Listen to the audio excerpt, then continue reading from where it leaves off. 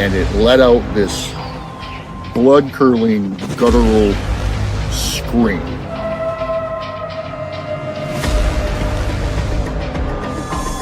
On the side of the road, he sees a deer carcass and something eating on it, which he thought was a bear. And as the lights hit it, it stood up. And, like, this gives me chills talking about it. He said it stood up and it had the face of a man.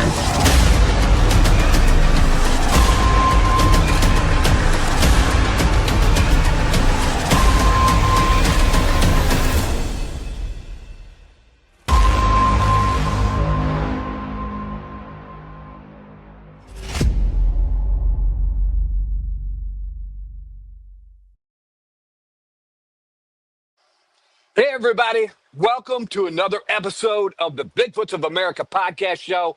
I'm your host, Bryan Sawyer, coming at you. This is episode 39. Now, our guest today is an author. I met him on the national podcast show called NCI on the Channel 12 TV network. I highly suggest you get a subscription to this. It's only $9.99 a month, but it's a new streaming platform, and it's mainly all paranormal shows. Now, there's other shows as well, but it's mainly all paranormal shows. And some of the other people that are on there are Jeff and Willie from Mountain Monsters. They're on there. The Bigfoots of America podcast show is on there. The Bigfoots of Michigan TV series is on there. And it's just getting bigger and bigger. So my suggestion to you is go ahead, get that $9.99 a month subscription to the Channel 12 TV network to catch all of our upcoming shows. We're in the middle of filming season 3 to the Bigfoots of Michigan TV series. And man, we're traveling all over the place, all over Michigan, upper lower peninsula, interviewing Bigfoot eyewitnesses. But let's get to today's episode right now, episode 39, with author Michael Webb. Now, I just got this in the mail.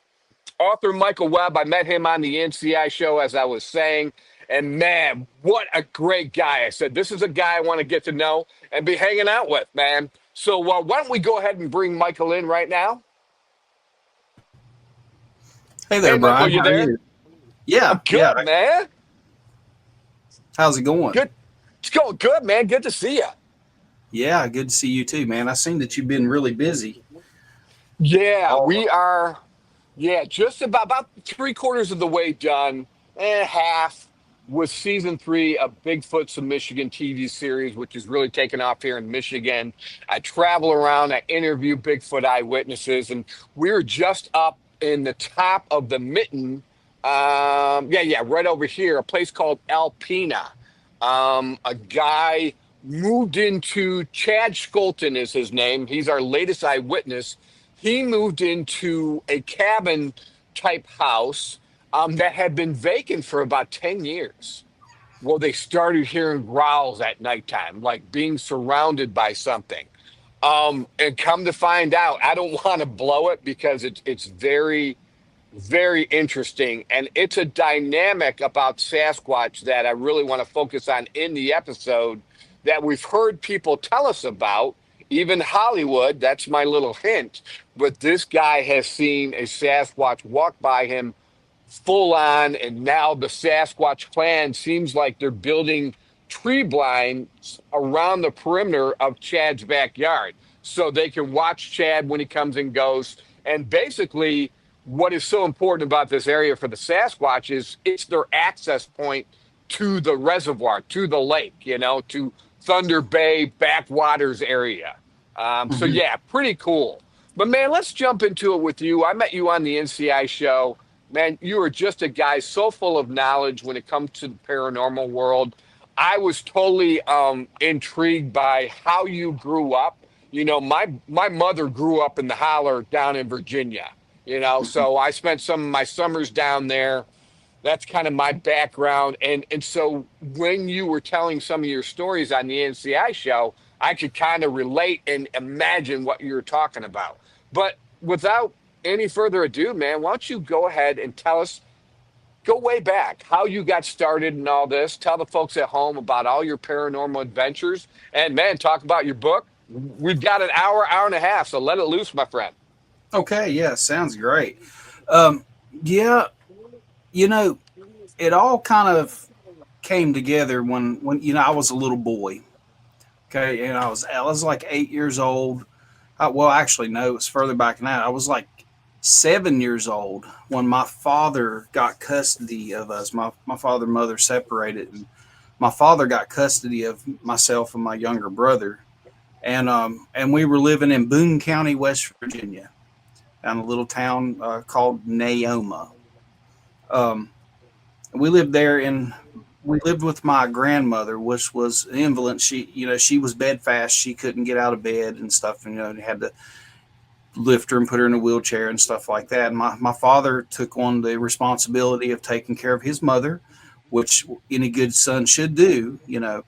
But we were living there, and my father got sick, and it wound up he had cancer, and it was colon cancer. So this was 1983 on into 1984, and at that time, colon cancer was a death sentence. Mm. There was no treatments like now. They go in, they do colostomy bag and all that stuff. There was really no real treatments for that, and he was taking radiation and all that stuff.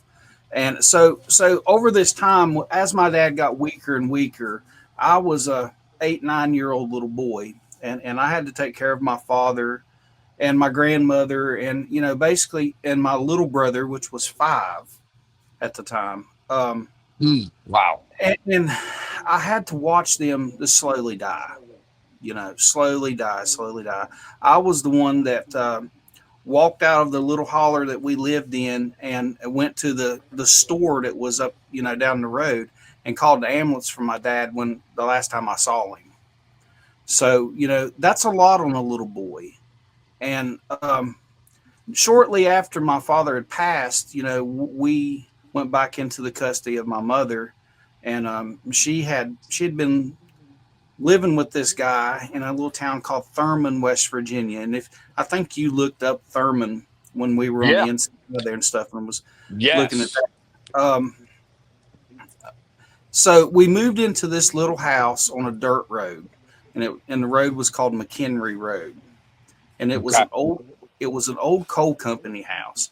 Had no indoor plumbing, no water. We had to carry our water and stuff. And we Wow. in the summertime, we took most of our baths either in the creek or in the river.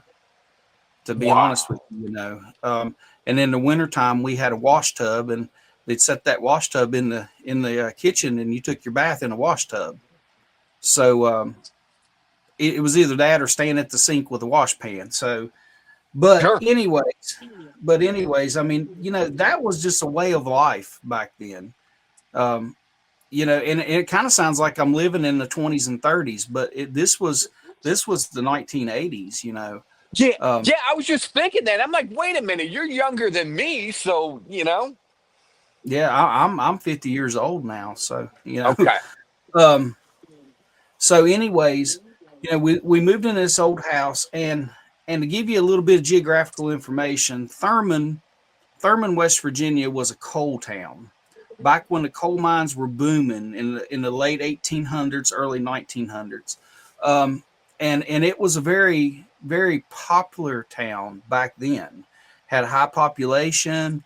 Um, the town of Thurman sat on one side of the river, and on the other side of the river, you had the town of Dunglin. Okay, so in Thurman itself, that town was run by Captain Thurman, which was a Christian man. He was really strong in his faith, so no alcohol, nothing like that was allowed in that town. No gambling or anything. But in Dunglin on the other side of the river, that was allowed. Alcohol. They had a huge hotel, and it was called the Dunglin Hotel, and they had a brothel. They had like a casino, gambling, bars. I mean, just everything. Actually, Okay. it's very famous. If you look it up, it's in the Guinness Book of World Records. It Oh, holds really? It holds the longest setting poker game ever. And it went on for like 23, 24 years.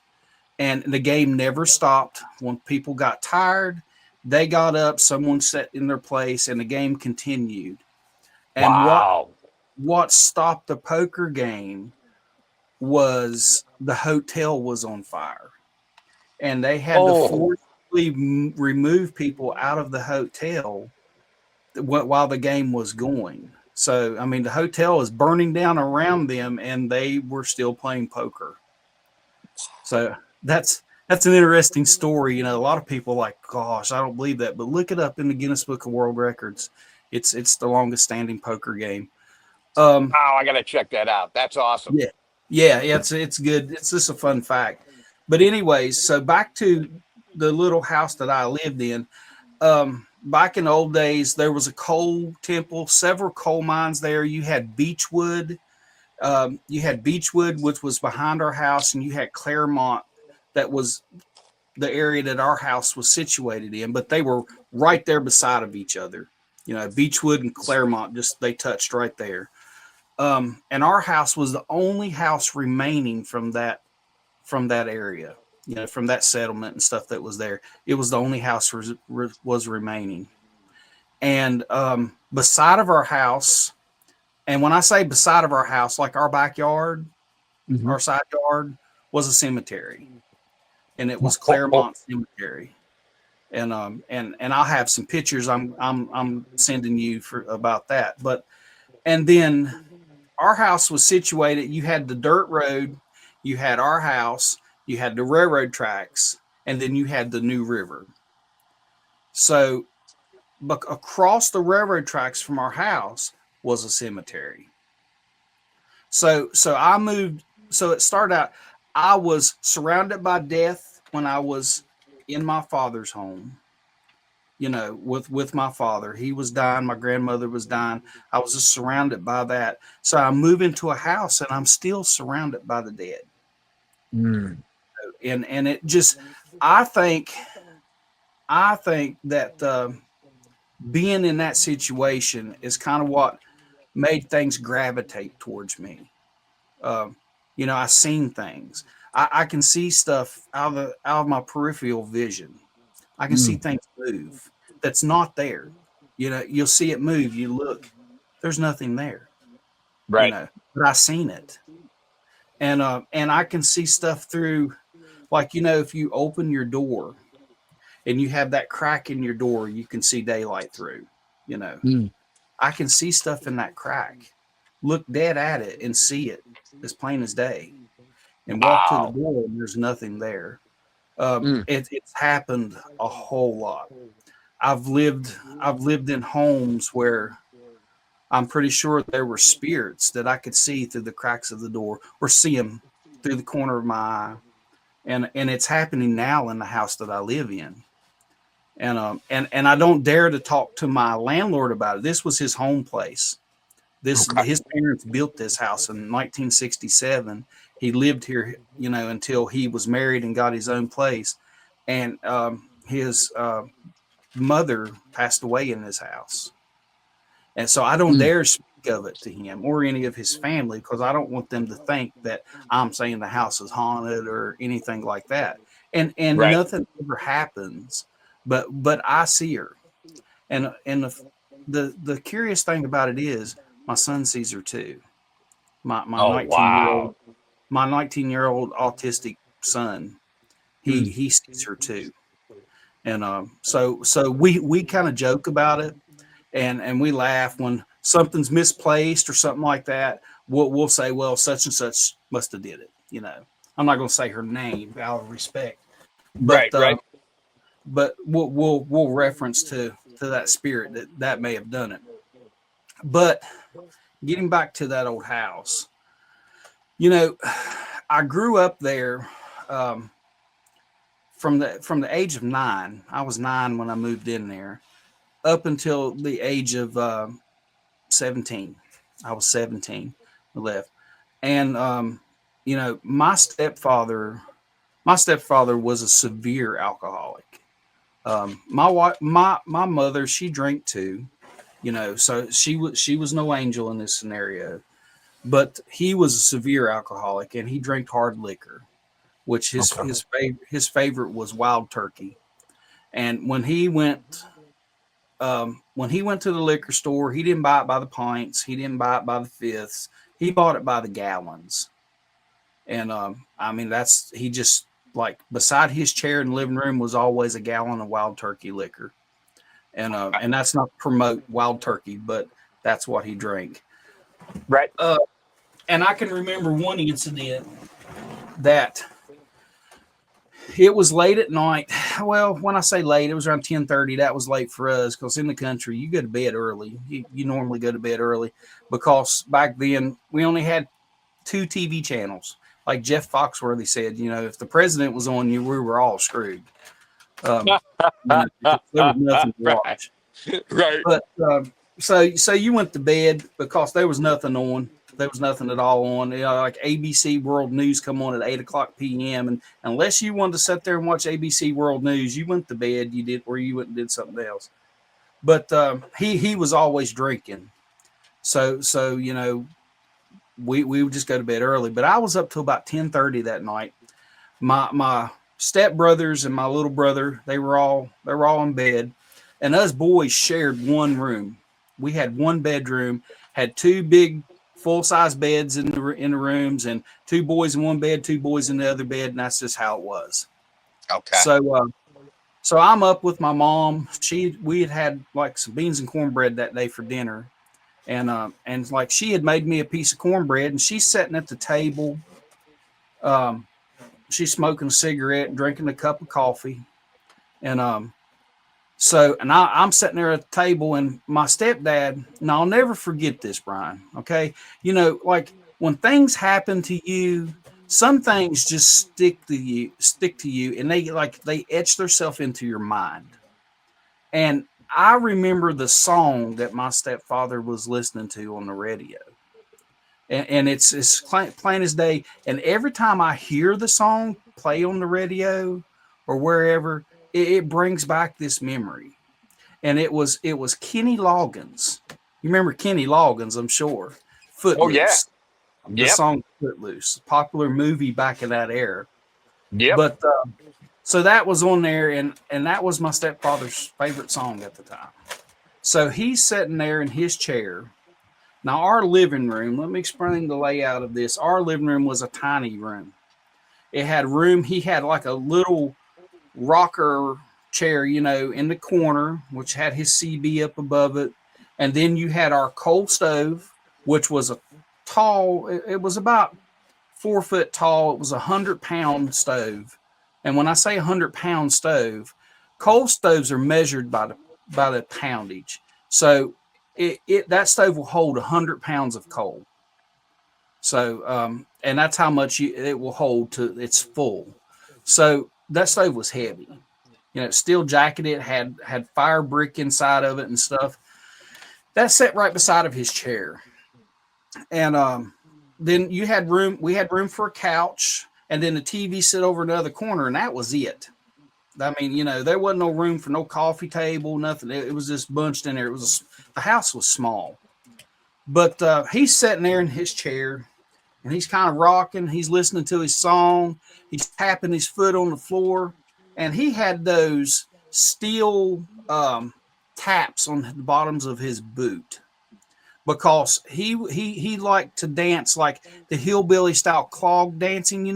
You've seen that people. Yep. Well, he liked to dance that way, and he's tapping his foot on the floor. Well, not really tapping; he's really banging his foot on the floor, and it was loud in itself. You could hear it with the music, and feel the vibrations. He's doing that, and like I said, I'm sitting at the table and I'm looking at him. I'm watching him because I'm thinking in my mind, this guy's an idiot, and everything, because he's just making a fool out of himself. And honestly, I wish that we had cell phones back in the day, because I would have been there like this, just recording him. Right. But so he's doing that, and I was getting ready to take a bite of my cornbread, and just all of a sudden, man, boom. whatever it was shook the whole house. And it came from underneath. And as I was watching him, you couldn't help see the coal stove that was right there beside of him when it bounced up in the air. A stove that was pretty full of coal, because I know I was the one that packed the coal in it because I was getting ready to go to bed. And it bounced about 6 inches off of the floor. Now, this wasn't an earthquake. This wasn't an earthquake or anything. It was a boom, a violent boom. And it wasn't an explosion. It was something hit from under the house. And it hit hard enough that it knocked that stove off the floor. And like my stepdad just kind of froze, you know, and he's looking, he's so drunk, he don't know he's even on the cloud, you know, on the planet, but he just froze because he felt that. And his foot kind of still floated off the floor. And, I mean, it's funny now to think about it, but my mom looks at me and she's like, wake your brother up. She's like, wake your brother up, tell him we need to find out what that was. So I go into our room where everybody's in there still asleep.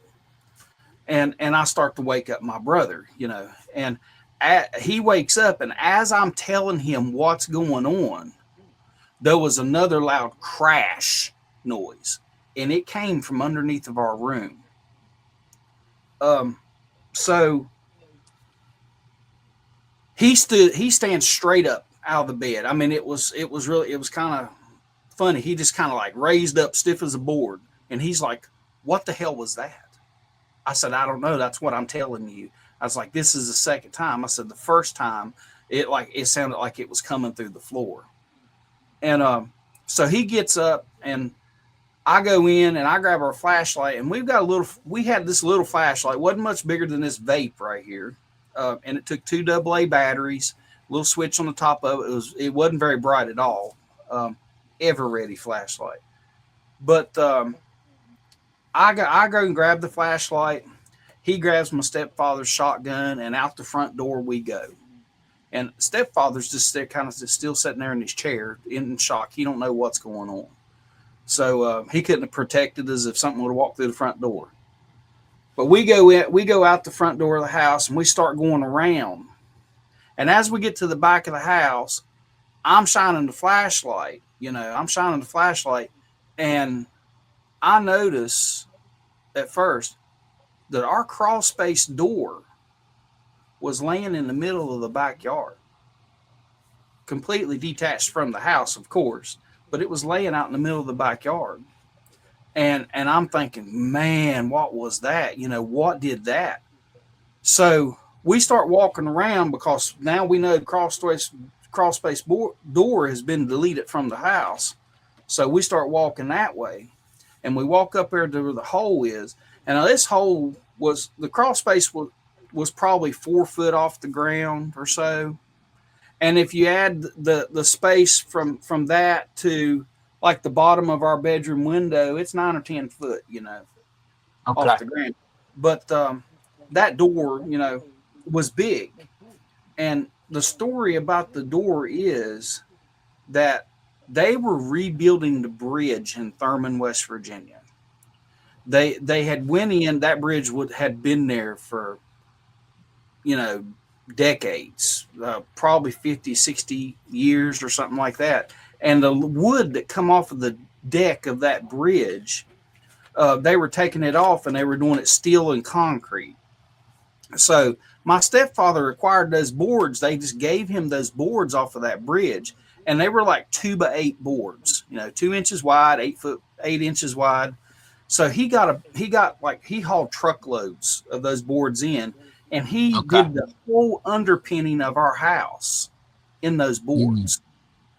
And that door was built out of those. So you had a door that was roughly 4 foot wide by 4 foot tall, made out of 2x8s. Okay. This wasn't a light door, and by no means. I mean, you know, it took 2 people to carry this door, but it was laying out in the middle of our yard.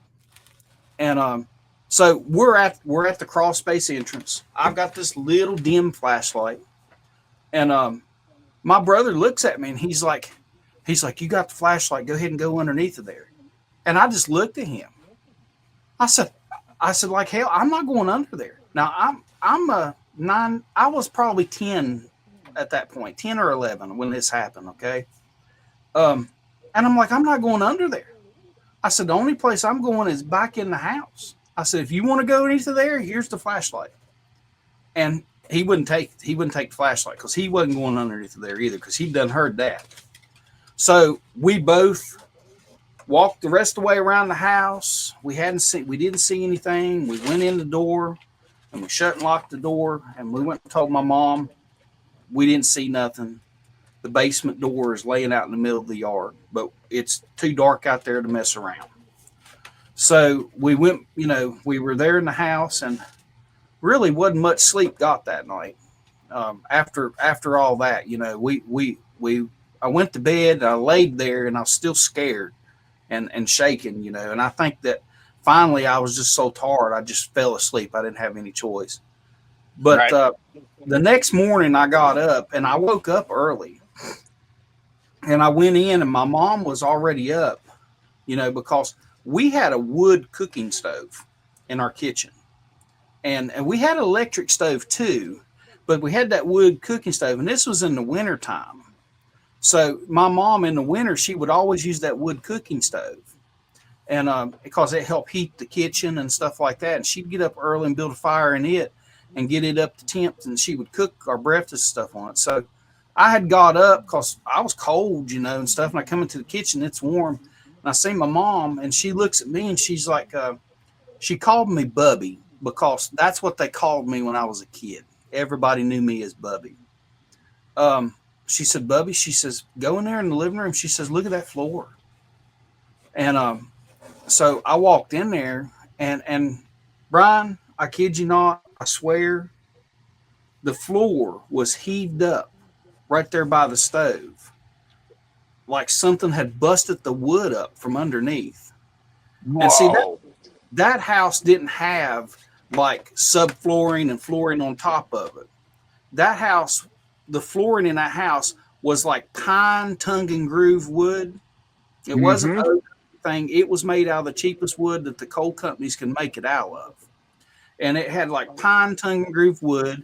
And then like over the years, people had laid linoleum in on top of it. So there was a few layers of linoleum rug. So that floor was split up like that, from right there where the stove was. And anyways, the floor was split up. I'm sorry, I got my son standing there looking at me. That's okay. But anyways, shit. The floor was split, and whatever did it, man, that was one hell of a hit.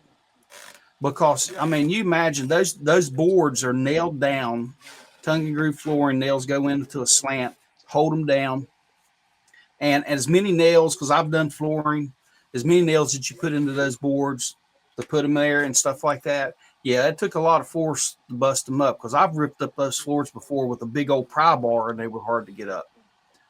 But anyways, so I looked at that and I told my mom, I said, well, I'm going to go out and peek underneath of the house. It's daylight now. I feel a little bit safer.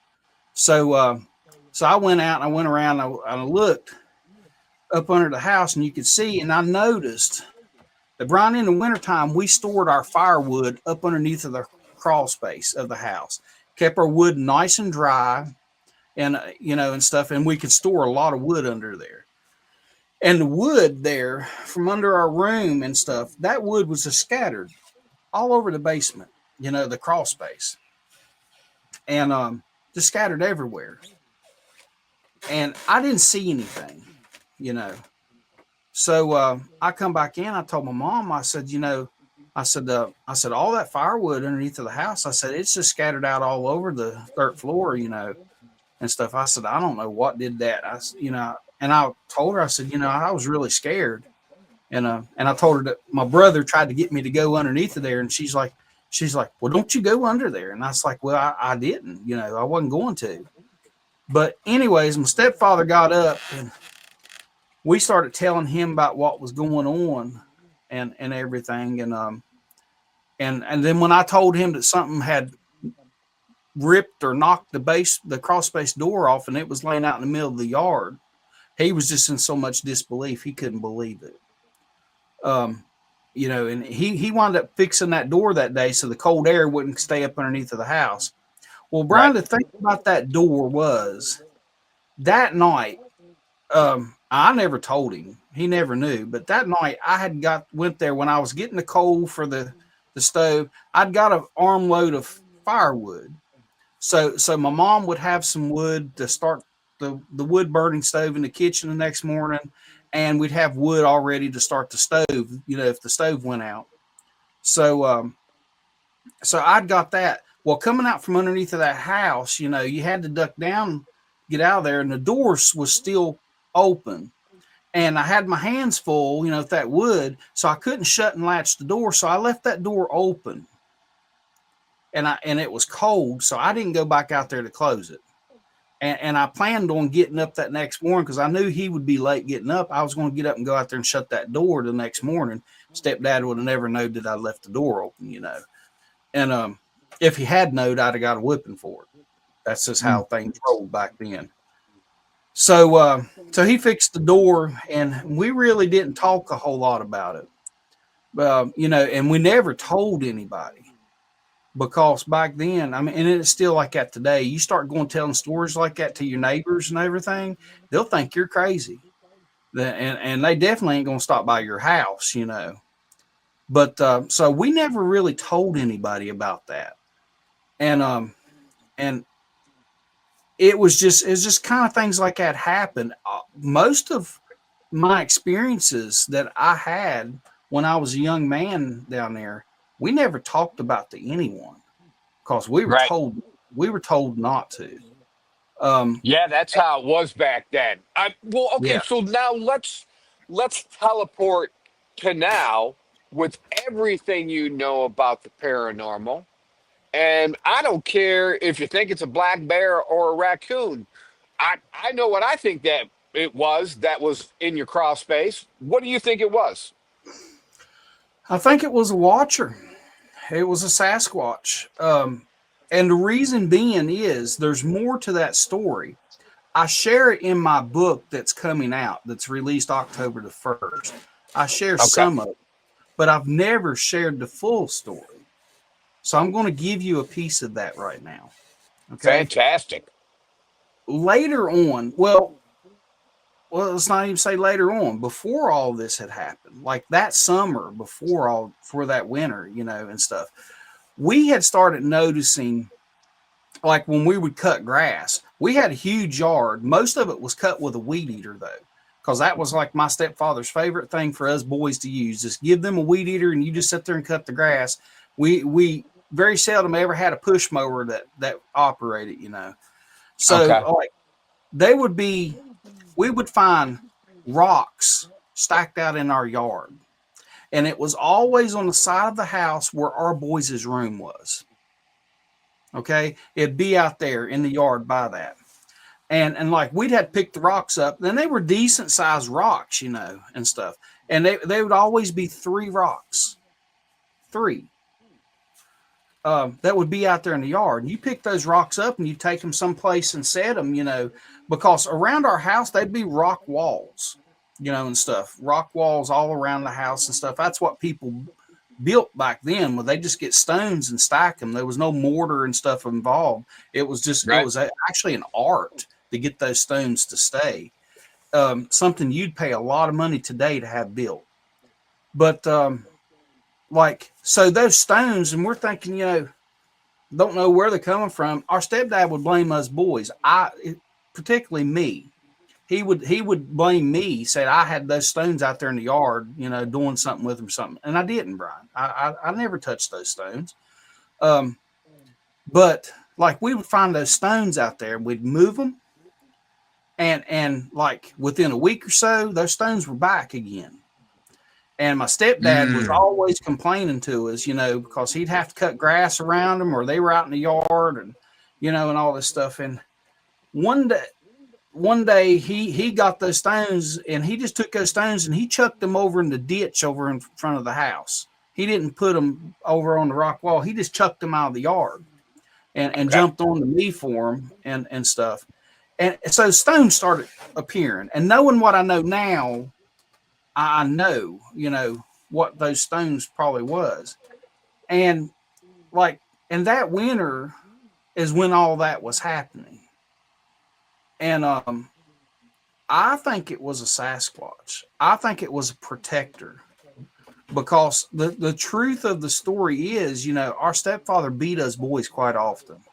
He was Oh, a mean alcoholic, and there was no CPS. CPS mm, didn't come down into the hollers looking for children. That was for the city kids that were, and stuff like that, because they didn't come down in the hollers. Because if you come into a holler in the Appalachian Mountains and you try to mess with somebody, you better hope that that was the first house in the holler that you had to deal with, because they will guarantee you somebody would be sitting in the road waiting on you when you come out. And wow. that's the law of Appalachia. You don't Yep. mess with somebody in the holler because they have family and friends that live there, and you might not get out of there. But CPS, I mean, they didn't mess with nobody, and we never said anything because, like, you said something, and if somebody didn't do something, they gonna beat you. He gonna beat you again. So Wow. we just kind of did what he said to do, and we, it it was just a way of life. It was normal to us. Right. Yep. But and that's how I feel that it may have been a protector, and maybe it thought that he was doing something to one of us kids. He was beating one of us kids or something. And I left that door open, and maybe it was under that house because it was cold that night. Yep. Maybe it got underneath of that house for warmth, and Yep. and it heard the commotion, and that's when it hit the floor, and it come out from underneath of the house. Yeah. So I don't know. I mean, I can't prove it. Um, But honestly, back then I didn't know what it was, because if you would have said Bigfoot to me back then, I would have thought of the monster truck that I seen in magazines, and stuff. Right. I Right. I didn't know what Sasquatch was. I do know that they told us stories about what they called hermits in the mountains, hairy human beings. Okay, and Okay. they called them hermits. They didn't call them Bigfoot and everything. They said it was hairy humans, human beings with hair all over their body. Okay. Now, what would Okay. you call? I Right. would call it Sasquatch. Me too, Uh, brother. Me too. yeah, just like the guy that's right here behind me. Well, on this side over here. Yep. But I would call that a Sasquatch. But now, I mean, I know these things, and I've witnessed some of these things. And I've had other experiences, not only in West Virginia, but now in North Carolina. Because see, when I left that holler when I was like 17 years old, the only time I ever went back was an occasional hunting trip. I didn't even go back and visit family, that lived up in the holler. I would go Okay. back to an occasional hunting trip, and I had several experiences on those hunting trips, throughout the years. I mean, I'm 20. I think the last experience I had there, I was like 27 years old, Okay. and then I moved into a more, into a city, an urban area, and stuff like that. So I moved away. So I found new hunting grounds and new places I went hunting and stuff like that. And then it got where I didn't do as much hunting because I worked 4 jobs. Sure. Um, so you know as well as I do, it's hard. I mean, you juggling all this stuff, it's hard to get any time to do anything. That's right. So and now I'm here in North Carolina, and I'm lucky enough now that I have a job that I have time to hunt, and I have a job I can spend time with my family and stuff like that. So we started going into areas here in North Carolina, a hunting ground, public hunting areas and stuff like that. And I had taken my son on one incident. I had taken my son, and we were going into this place, and it's called Perkins Game Land. Okay. And everything. It's in Advance, North Carolina. It's a beautiful area. The woods border the Yadkin River. Okay. And the Yadkin River has been known. There's a lot of animals travel up that Yadkin River because most of it comes through, wooded areas, a lot of woods through there. But so wild hogs and deer and all that stuff, it comes up through there. So I thought it's going to be a good place to hunt. And I had hunted in there before. But I took my son this time. And he had a 243 rifle, and I had my 308, and stuff. And we'd went in early that morning before daylight and worked our way around into this holler that came down by the river. It was beautiful. And we'd got up onto this area where there were like some mounds, some big mounds. So we got up onto the backside of one of those mounds, and he kind of got to one side watching down over in the area that we'd come out of, because it was a big, beautiful swag. And if you followed that down through, it took you straight to the river. And I was kind of watching out to the left because there was a ridge that come out through there, and I was watching that. And we sat there for probably 45 minutes. Then all of a sudden we heard a knock. And it wasn't a woodpecker knock. I'm sure you've been in the woods. You've heard that red-headed woodpecker hit that tree. Sure. That's loud. That's loud. But this was a knock that sounded like somebody had took a Louisville Slugger and just hit a home run in the World Series. It was loud, hollow thump. Right. So we heard that, and what I found interesting about that was my son just looks at me. He's like, "Dad, was that a knock?" And I said, "That's what it sounded like to me." So I sat there. When he said that, that kind of like sent chills up my back, because I was thinking it in my head when I heard it, but he recognized that from any other noise. He knew that was a knock. And I'm thinking, this boy knows more than I think. But I'm like, okay. I was like, well, tell you what, sit here. And he was like 17 at the time. So he was old enough to sit there with a rifle by himself as long as I was so far away from him. So I said, sit here. I said, just watch. I said, I'm going to walk down here. And I said, I'm going to see if I see anything. So I walked down. I kind of go down over the hill into that swag, and I sat down, and I just sit there, and I'm just scanning around, and I don't see anything. But the funny thing was, Brian, we hadn't seen anything. Not a chipmunk, not a bird, nothing. Ooh. No noise whatsoever. The woods was just not moving. Like there was no life present. And that whole morning, we hadn't seen nothing. So I go back up to him, and we sat there for 20 or 30 minutes longer. And I said, listen, we ain't seeing nothing. I said, let's get up. Let's try to work our way back around to the road. I said, and I know another area we'll go into, and we'll look there. So that's what we did. We walked up onto the road. And when we got onto the road in West Virginia, you're not allowed to have a loaded gun on the road. I don't care what road it is. You're not allowed to have a loaded gun on the road. So we unloaded our rifles, took clips out, took chambered round out. We unloaded them and put the shells in our pocket. And no sooner than we got that done, I turned around, I started to talk to him, and we heard this loud crashing come from on the hill above us. Well, we were right beside a high wall, straight up and down, cut out where they'd cut the road out of the mountain. We were right there, and we both turn around and we look up, and it's this deer. It's this big buck, huge buck, coming off of that hill. And Bryan, he was coming off in a hurry, straight off a high wall.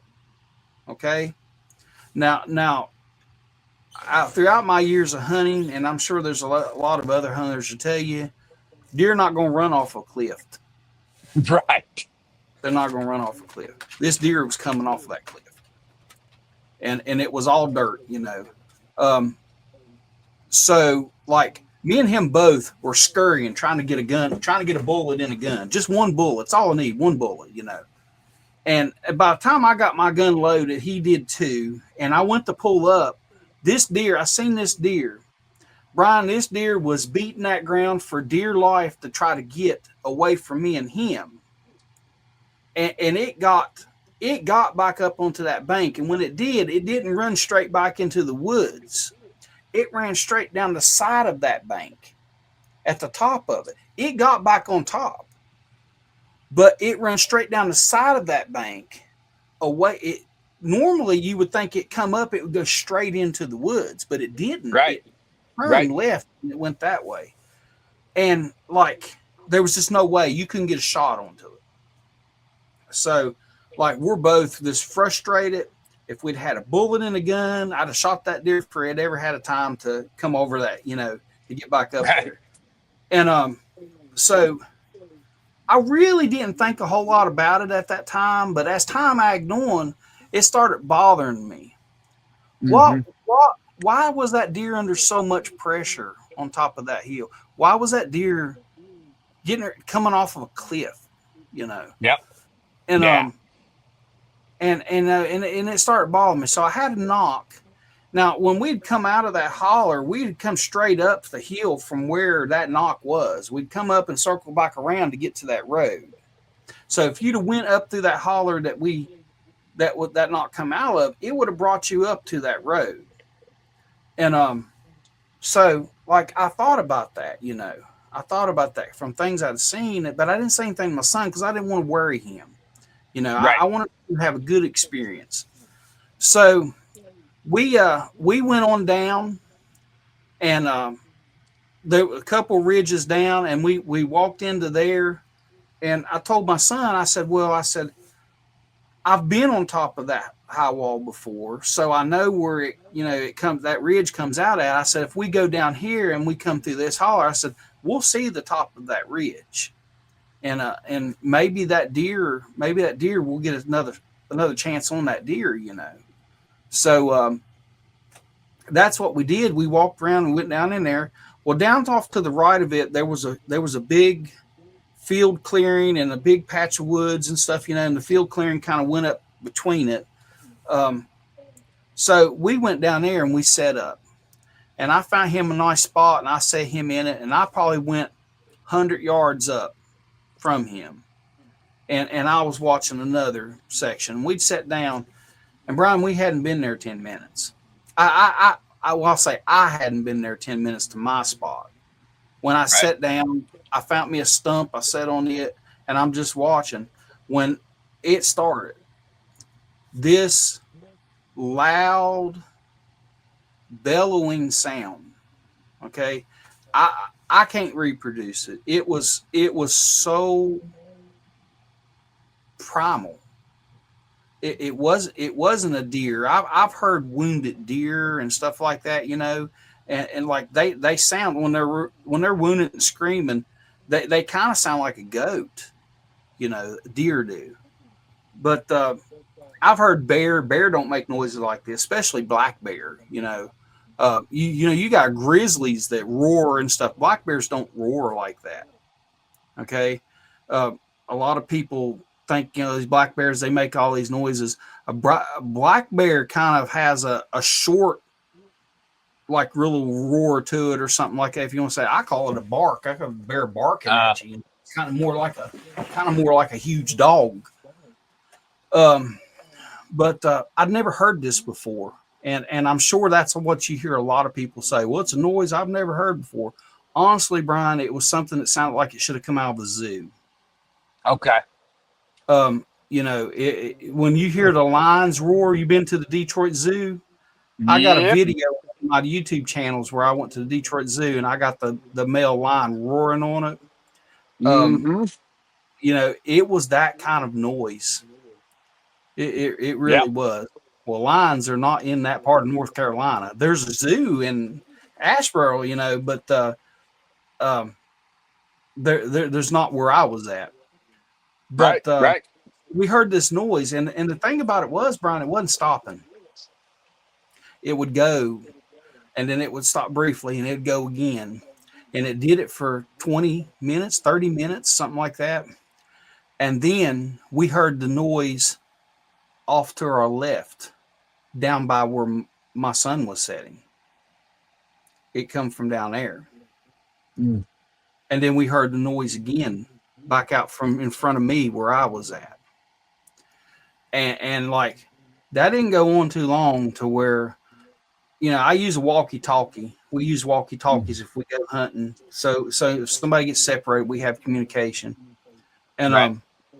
so I told my son on the walkie-talkie, I said, listen, I said, we're gonna get out of here. I said, but I want you to knock safety off of your rifle.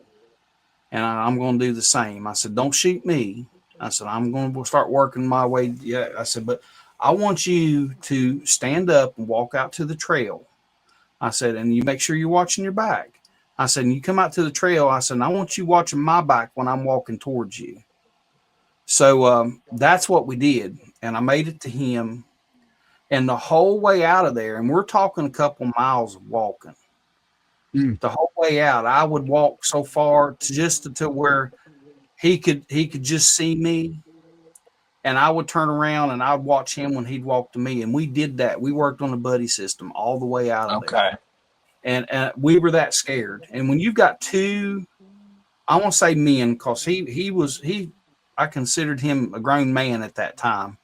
When you got two grown men that have high powered rifles and you're that scared, that has to say something. Yeah. Especially with all the experience I've got in the woods. Yeah, it sounds like you got surrounded by a clan. That's what I think too. Yeah. I think they were hunting, and I think that they were what run that deer on top of us. It was almost on top of us, Brian. Yep. I think they were pushing that deer, and then we come into their hunting area where they were at, and they didn't want us there. Without a doubt, brother. Without a And doubt.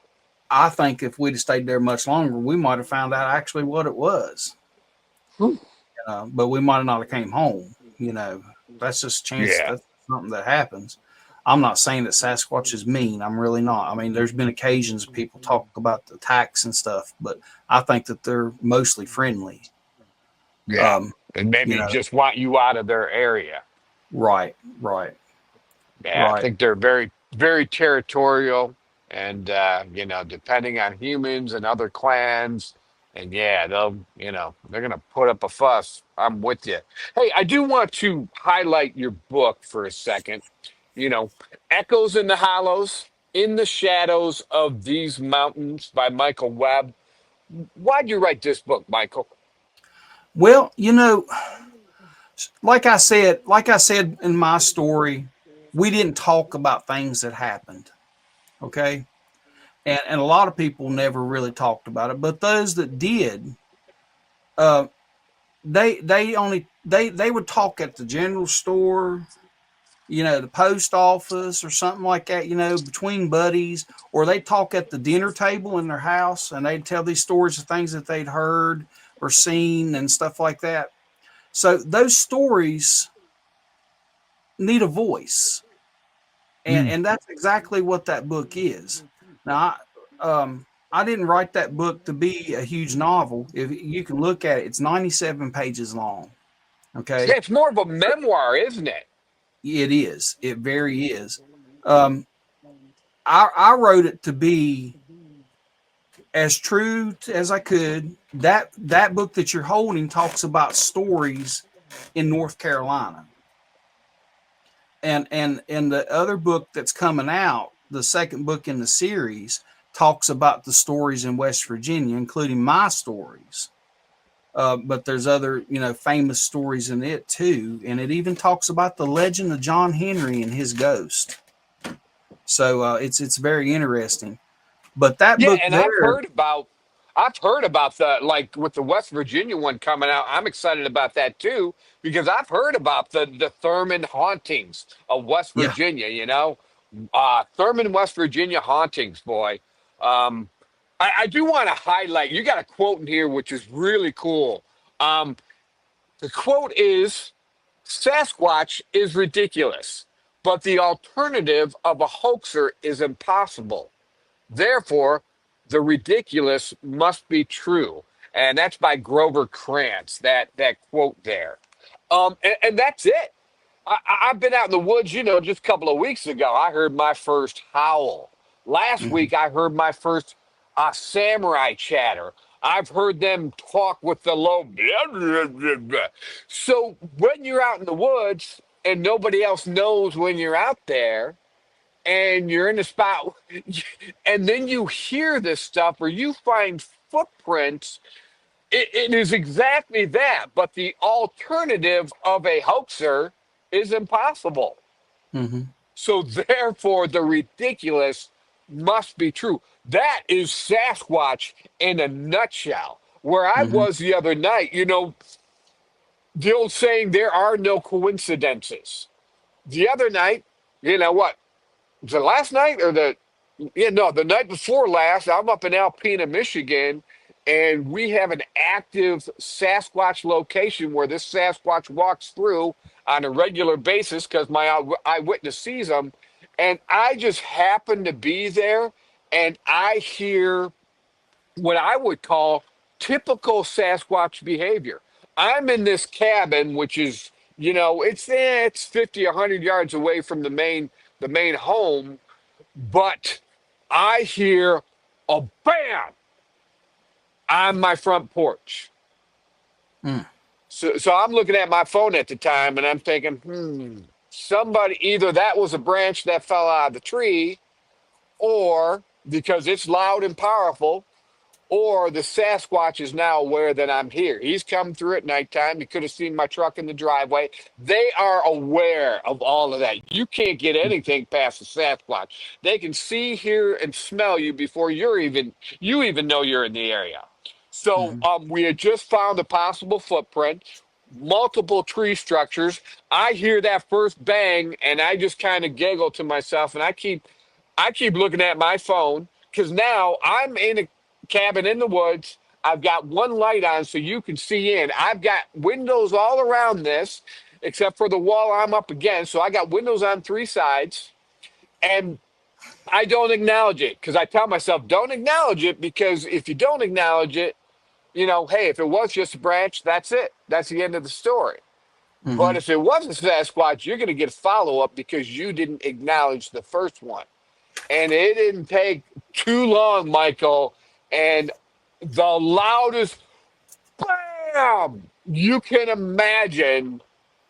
I mean, it shook me. I thought it was a shotgun, as loud as a shotgun, right behind me outside the window, is how loud this was. And now, we came out the next morning. We looked for any kind of evidence. It was hard to find. Um, to me, I'm not saying it was a Sasquatch because we don't have definite proof, but I'm going to tell you right now that is typical Sasquatch behavior. I'm Wasn't new no to the whim either, area. was it? No, they're No. checking me out. They're not sure if they like me in the area. They're already dealing with, the one couple here, and they're just letting me know they're there. Or are they trying to scare me? I don't know. But I'm going to tell you right now that to me was typical Sasquatch behavior. And Yeah. so that's this quote, man. The idea of a hoaxer is impossible. So the ridiculous must be true. The bangs at night, the things like you're talking about, out of your peripheral vision, you know, Mhm. that's what I'm talking about. You know, Yeah, well, you hear the story about things that go bump into the night, and those sometimes those things that bump are actually real things. without a doubt, brother, without a doubt, man. I'm gonna come see you. Um, we just got to figure out a time. Whether it's 2026, I've got another month of filming. I will be down at the South Carolina Bigfoot. festival. I don't know if you're able to make that or not in Westminster on October 11th. If you aren't doing anything, man, come see me and the whole NCI team. Have you already met some of the team members?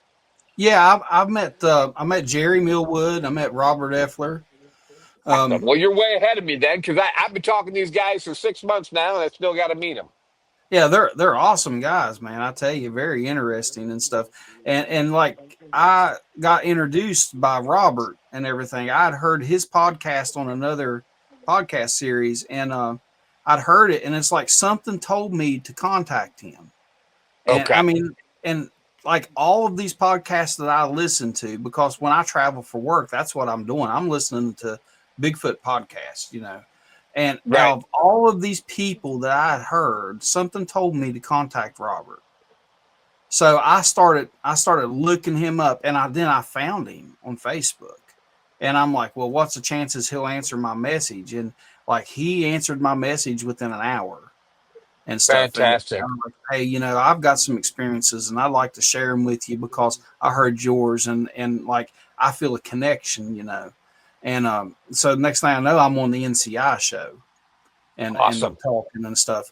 And now I'm a member of North Carolina Investigates. That's right, So brother. I was so happy to see that last week. I had yeah, told Randy, and it's not just me. I'm sure the other guys did as well. I'm like, man, get Michael back on there, man. Let's get him yeah. on there. And you're just a wealth of knowledge. Hey, I do want to talk about one more thing. And then, of course, you're welcome to come back to any other episode. And we'll talk about your other book coming out. But one of the things we were talking about is this picture. I believe it's Sasquatch. You did an AI profile search or research about this Mhm. one particular picture you had. Why don't you talk about that? And then, of course, I'm going to put that picture in this episode so people know what we're talking about. But go ahead and talk about that picture and how you looked it up on AI and what were the result. Excuse me, the results of that. Okay, well, my daughter has this picture, and she took it in Grandview, West Virginia, and but she was looking down from the overlook, down into the river, and there's a big bend in the river, and she was looking down, and she noticed something moving down on the railroad tracks. So there at that overlook, they have these like binocular things that you can put like a quarter into, and you can look through them and stuff and zoom in and look down at the river and everything. So she got that and threw her quarter in it, and she looked down there and she seen this thing walking on the railroad tracks. And she said that, she got really excited. She's like, what is this and stuff? So she got her iPhone and she zoomed it in and took a picture as far as it would zoom. And we have this picture here you can show. Um, and then once she got it into that, and she had that picture, she was able to go into edit and zoom into it more. So it made it really grainy. The one that she zoomed in as close as she could looks pretty clear. But when you blow up a picture of itself, you're going to get pixelation. But Sure. you can clearly see in this picture, if you look at it, you can clearly see in this picture, there's a face, there's arms. You can see it setting. It's sitting there with its head sideways, looking up. And you can see it was looking straight at them. So I can picture this Sasquatch set down. She's seen it walk in, and it sat down there because it's seen people up on the side of that mountain. And you got all different color clothing and stuff walking by. So it was curious, and it probably never thought that anyone would ever see it. So it sat there on the side of the railroad tracks looking up at it. So like she has this picture, and we live in the world of AI. Okay. Yep. We live in a world of AI, so you have to suspect everything now because people can generate stuff, and it's Yeah. crazy. Well, Yep. I use Chat GPT to generate the images for my books.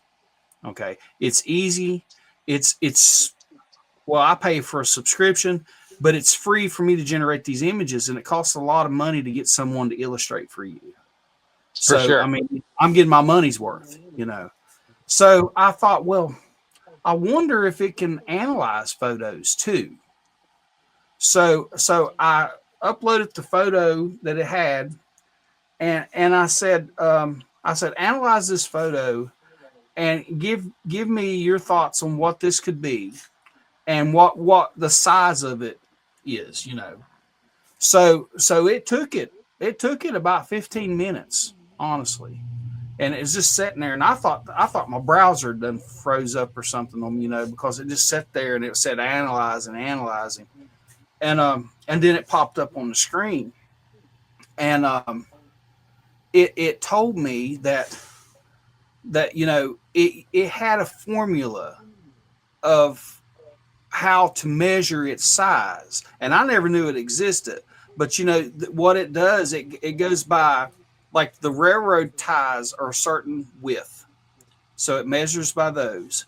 By the spacing, the ties are supposed to be spaced 18 inches apart, and then the railings are spaced so many feet apart. So it can use that to gauge, just like if you laid down a tape measure on a footprint. Okay, it used the railroad tracks as a tape measure to measure this thing. So what it come back as, and I have the PDF. I can send you the PDF of it. Please back do. As, that it was around 4'2" wide. Okay. Whoa. Now that's an estimate on it. It was around 4'2" wide.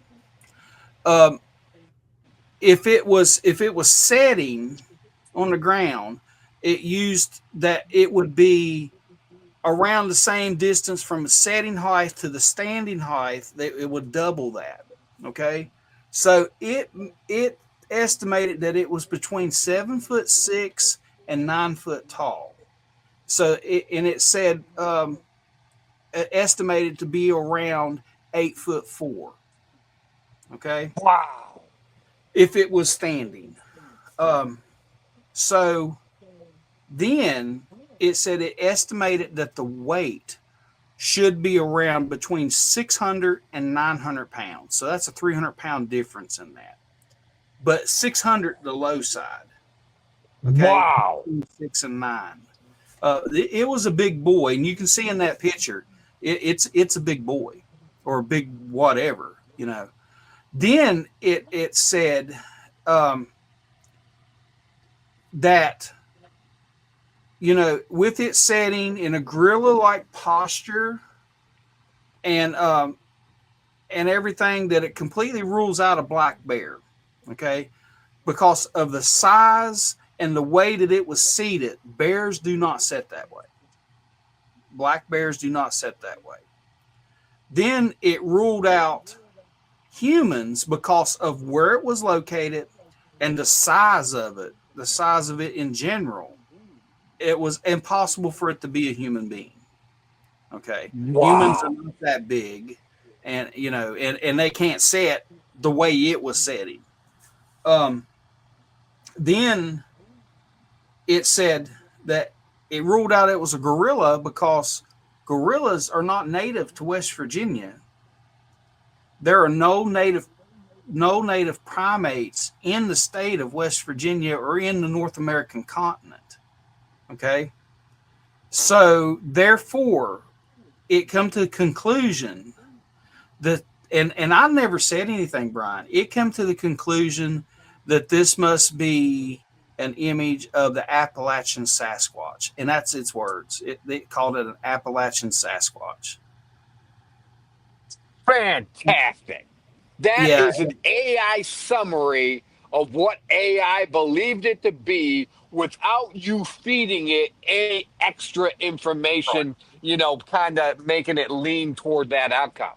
Right. I never gave it that. I just gave it the picture, and I wanted it to analyze it and tell me what it thought it was and give me what size it's, how big it thought it was. And that's all I gave it. And it came to that conclusion from that photo. So I think that's a strong thing to say about that photo. Now my daughter, initially, when she took that was in like 2022 that she took that photo. And it hasn't surfaced because of this reason. Okay. She posted it on the BFRO Facebook page, and then she posted it on her personal page when she took the photo, and people blasted her, even on the BFRO page. Okay, they ridiculed her over it, and they made her feel like she was stupid, that she didn't see what, Wow. and she deleted the pictures. Well, there Oh, was one gentleman from West Virginia that contacted her, and he's like one of the largest researchers in West Virginia, but he's in with that Bigfoot museum up there in Sutton. He's oh in yeah, yeah, been there. most of the exhibits there belong to him in that Awesome. museum. What's his name? The name slips me, Brian. It Okay. really. Um, I don't know why, but I've got some issues. I'll tell you all about that later. But No, that's okay. No biggie. And for everybody at home, we're gonna add that picture. If you're watching this on YouTube, we're gonna add that picture right now.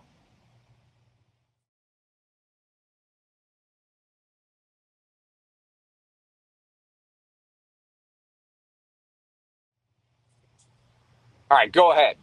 okay, so, um, but anyways, he contacts her and everything, and they set up where they're going to meet and everything. She's going to take him there, show him where it was all at and all that stuff, so he can do an investigation. Well, then the worst thing in the world could happen. She was diagnosed with cancer, Oh, and so that changed the whole thing. And she wasn't able to meet him because she had all this stuff going on, and so there was never a follow up on it. Well, this year I went to the West Virginia Bigfoot Festival, mm, and I met him up there. Um, awesome. I met him up there, and I'm like, hey, my daughter sent, you commented on my daughter's picture and contacted her about her picture she took in Grandview. He's like, wow. He's like, I've been trying to get a hold of somebody, about that. He's like, I still have the picture and everything. He said I couldn't use it because I didn't have permission to use it. And he's like, man, he's like, I'm telling you that I think your daughter has some of the best evidence to ever come out of this state with that picture. Sure, without a doubt. And this little grainy photo, but it may be grainy, but you can clearly see there's a face. I mean, Yep. there's arms. I mean, it's all defined still. And Yeah. the joke of the whole thing of it is, if you ever see a Bigfoot picture and it's not grainy, it's not real. You know. so Exactly. so the real pictures are the grainy pictures, and maybe that's a thing. A lot of people talk about it. Yep. That Blurry creatures. Yeah, blurry creatures. They're not meant to be seen. Right. Well, But Michael, tell you what, man. Of course, I'm going to have you back for another episode. Um, I got to get ready, start getting ready for work. That's why I usually keep my episodes to right around an hour, hour and a half. But I mhm. want to wrap it up right now, and of course, we're going to have you back. Why don't you tell the folks at home how they can get a hold of you? Well, you can contact me on Facebook under that name you see right there, Michael Webb. You can also email me at monsters.unleashed25@gmail.com. You can find me on YouTube at monsters_unleashed. And you can find us on TikTok at monsters_unleashed. And just comment on anything if you need to contact me. Send me an email. I'll answer. I promise I will. Fantastic, man. And it's an honor to have you on the NCI team. I'm a newer member like yourself. And yeah, I can't wait to meet you in person, Michael. So I really Yeah. appreciate it. So everybody at home, Mike, where can they get your books? I got this one on Amazon, right? Yeah, you can get it on Amazon, and soon you'll be able to go into your local library and request that book. It's I got it registered, so it'll be on the National Registry. You should be able to order them from like Barnes and Noble, any bookstore like that should be able to get that book for you. Fantastic. Well, author Michael Webb, Echoes in the Hollows, and you've got other books as well. What are the name of those books? Yeah. Well, I have the Echoes in the Hollows, and on October the 1st, the new book releases, and it's called. And the funny thing is, the title switch. It's called Okay, "In the Shadows of These Mountains, Echoes in the Hollows." So they're awesome, meant to go together. And I have awesome. children's books, Brian. Would That's you what I believe saw. I saw the children's children's books? books. Yeah, I saw you talking about those online. Yeah, they're called the Sneaky. It's the Sneaky Sasquatch series. Right now, I have two. I have another one that's almost complete, so I'll be releasing it very soon.